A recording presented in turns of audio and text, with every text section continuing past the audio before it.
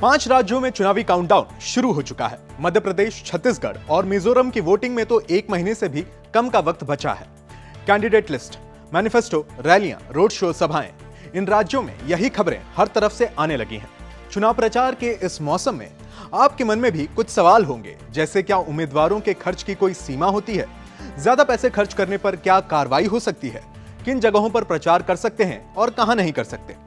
तो ऐसे ही कुछ सवालों के जवाब आज हम आपको इंडिया टीवी एक्सप्लेनर में बताएंगे। नमस्कार, मेरा नाम है सुधांशु शिव कुमार। मॉनसून कहर बरपा रहा है। जानते हैं इन तमाम सवालों का जवाब। शैक्षणिक संस्थानों में आरक्षण का मुद्दा सवाल बड़ा।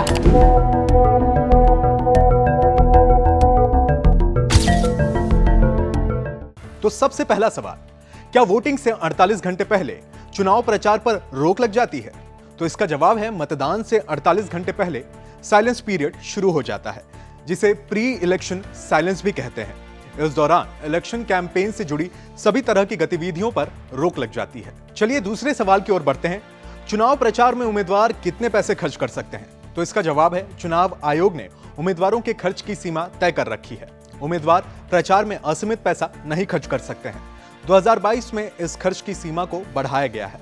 बड़े राज्यों में विधानसभा चुनाव लड़ने वाले प्रत्याशियों के लिए चुनाव प्रचार में खर्च की सीमा 28 लाख से बढ़ाकर 40 लाख रुपए तक कर दी गई है। वहीं छोटे राज्यों के विधानसभा उम्मीदवार 28 लाख रुपए तक खर्च कर सकते हैं। अब तीसरा सवाल है, चुनाव प्रचार में उम्मीदवार कितनी गाड़ियों का इस्तेमाल कर सकते हैं? और इसका जवाब है, चुनाव प्रचार में गाड़ियों के इस्तेमाल की कोई सीमा नहीं है। हाँ, इसके लिए चुनाव आयोग से इजाजत लेनी पड़ती है। वैलिड परमिट के बाद ही गाड़ियां चुनाव प्रचार में लगाई जा सकती हैं।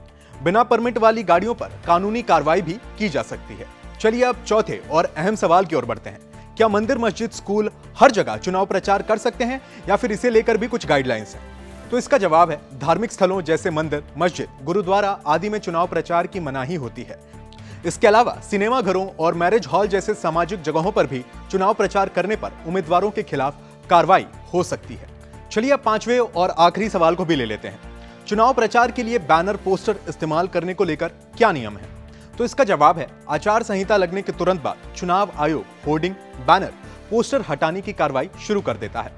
पोस्टर, इश्तेहार, पैम्पलेट्स को छपवाने वाले का नाम उस पर लिखा होना जरूरी है।